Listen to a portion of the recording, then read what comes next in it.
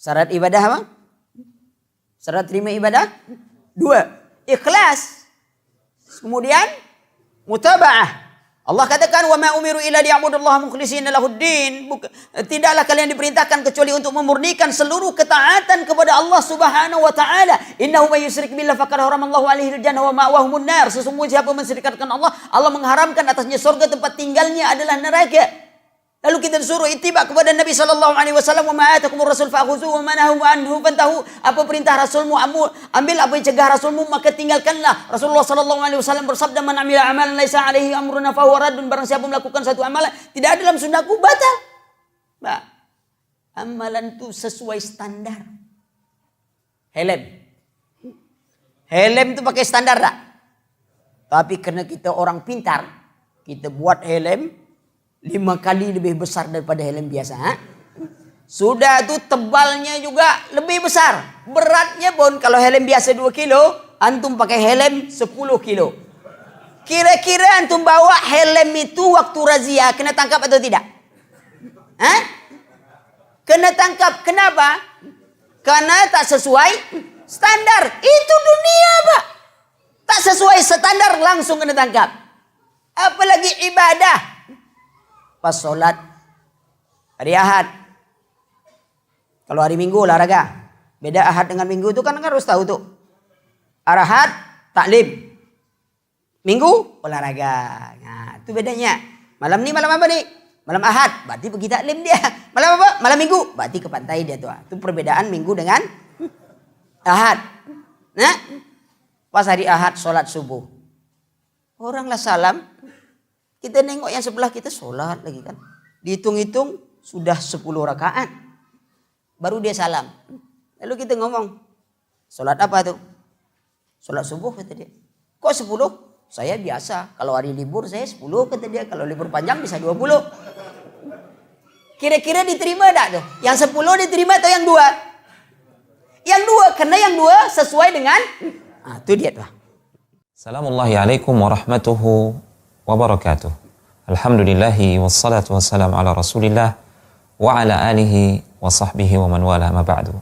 Saudaraku yang dirahmati oleh Allah Subhanahu wa taala, Al-Hafidz Ibnu Qayyim rahimahullahu taala mengatakan dalam nuniyahnya, ibadatur rahmani ghayatu hubbihi ma'a dhulli 'abidihi huma qutbani. Hakikat ibadah kepada Ar-Rahman yang Maha Pengasih adalah kesempurnaan cinta terhadapnya, cinta dan pengagungan terhadap Allah Subhanahu wa taala, dibarengi dengan kesempurnaan rasa tunduk, rasa rendah dan penghinaan diri di hadapannya. Keduanya adalah 2 kutub yang tidak terpisahkan, harus ada dalam setiap ibadah kita.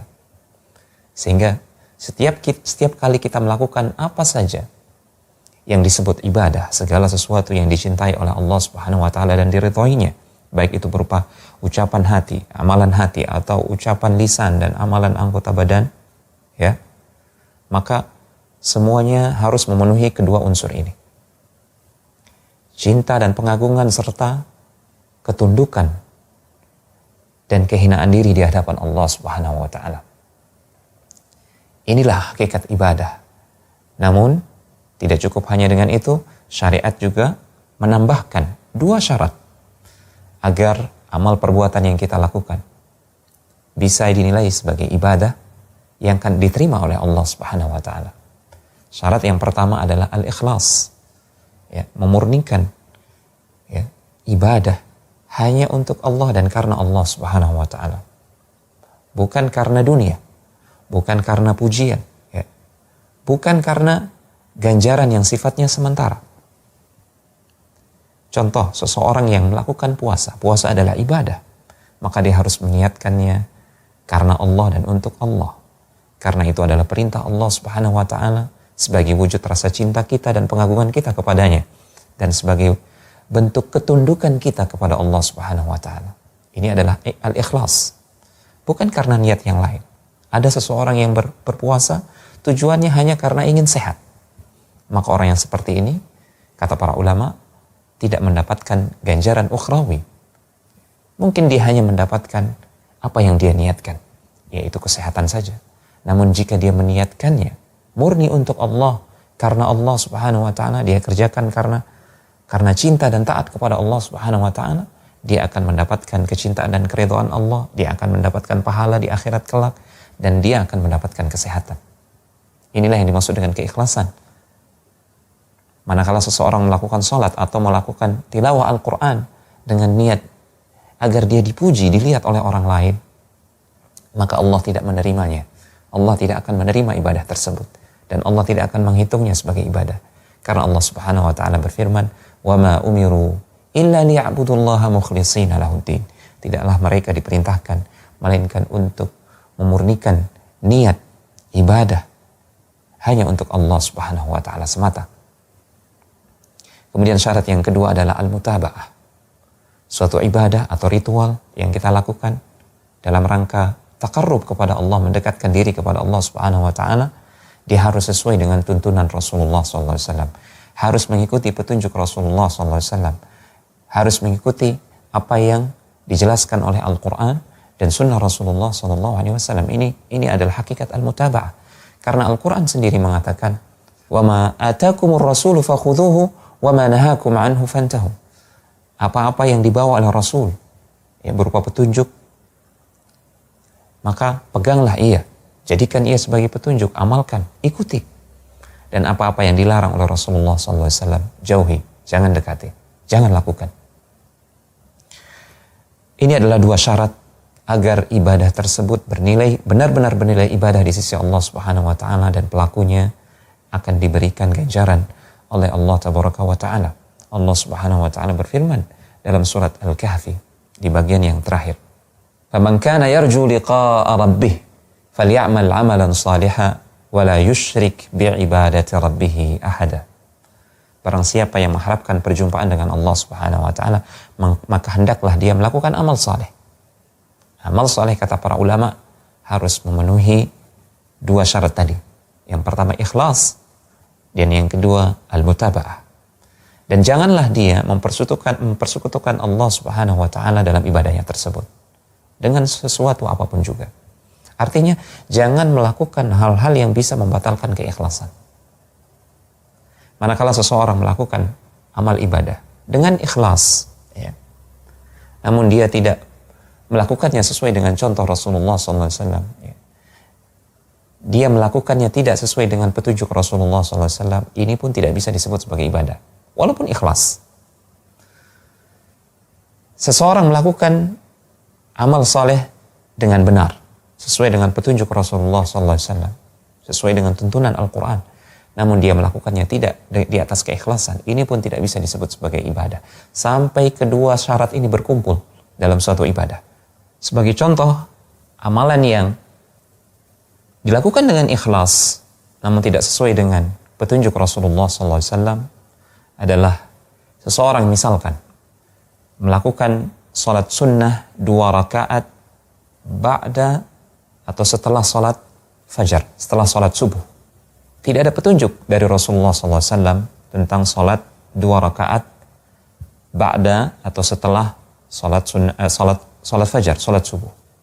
Maka seseorang yang melakukannya dengan ikhlas sekalipun, ya, namun karena hal tersebut tidak berdasar dari petunjuk Rasulullah SAW, maka itu tidak bisa disebut sebagai ibadah yang diterima oleh Allah Subhanahu wa ta'ala.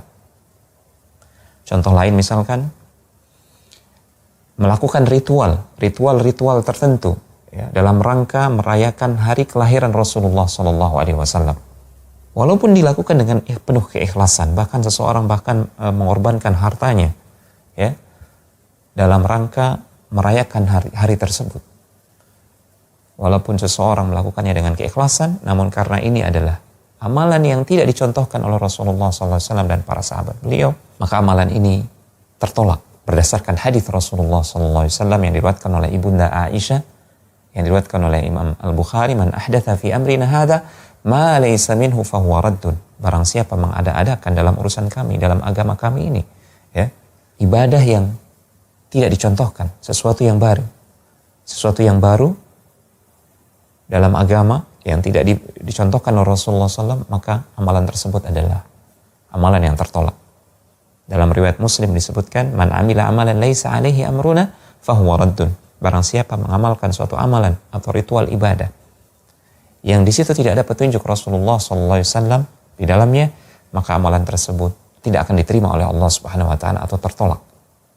Bahkan para ulama mengatakan suatu amalan yang dilakukan dengan keikhlasan namun tidak mencontoh petunjuk Rasulullah SAW, maka itu tidak akan menambah bagi seseorang, melainkan semakin jauhnya dia dari Allah Subhanahu wa taala. Ikhlas dan mutaba'ah, barulah amal ibadah kita akan diterima oleh Allah Subhanahu wa taala. Demikian, semoga bermanfaat. Wassalamualaikum warahmatullahi wabarakatuh. Hijrah. Syarat diterimanya hijrah kita, bukan hanya hijrah sebenarnya. Syarat diterimanya semua amalan itu ada dua. Yang pertama, niat lillahi ta'ala. Yang kedua adalah sesuai dengan tuntunan Nabi SAW. Jadi ada standar batin kita, ada standar lahir kita. Jadi standar lahir ini yang dengannya kita bisa melihat, oh enggak sah sholatmu enggak sah. Tahu dari mana engkau? Iya, kan udah ada aturannya, sholat maghrib itu 3 rakaat, engkau sholat 4 rakaat enggak sah. Kita bisa ngelihat tuh. Ada satu orang, Masya Allah puasa, umpamanya. Alhamdulillah Ustaz, karena ingin mendekatkan diri kepada Allah, ana puasa, lebaran pun ana puasa. Dosa engkau. Ana puasa Ustaz, ana enggak mencuri, dosa. Kok bisa? Disinilah kita ada standar untuk mengukur amalan yang lahir. Tapi untuk amalan yang batil, yang batin, yang dalam diri kita, adalah keikhlasan. Yang itu antara kita sama Allah Subhanahu wa ta'ala. Subhanallah ya. Allah berfirman di surat Al-Bayyinah. Ayat 5. Di surah Al-Bayyinah. Ayat 5. Nah. A'udzu billahi minasy syaithanir rajim. Wa ma umiru illa liya'budullaha mukhlishina lahu-d-din حنفاء ويقيموا الصلاة ويؤتوا الزكاة وذلك دين القيمة. Yang artinya, padahal mereka hanya diperintahkan menyembah kepada Allah dengan ikhlas mentaatinya semata-mata karena menjalankan agama, dan juga agar melaksanakan sholat dan menunaikan zakat. Dan yang demikian itulah agama yang lurus. Barakallahu fikum. Kita lihat nih, ibadah itu bukan sekedar beramal, tapi harus ikhlas. Karena terkadang kita mendapati manusia-manusia yang punya pemikiran yang penting beramal. Udahlah, nggak usah terlalu banyak ngaji, amal. Baik. Kita beramal itu ada aturannya. Kita hijrah nih sekarang, kalau bicara sekarang hijrah, lihat dulu kok hijrahnya benar enggak.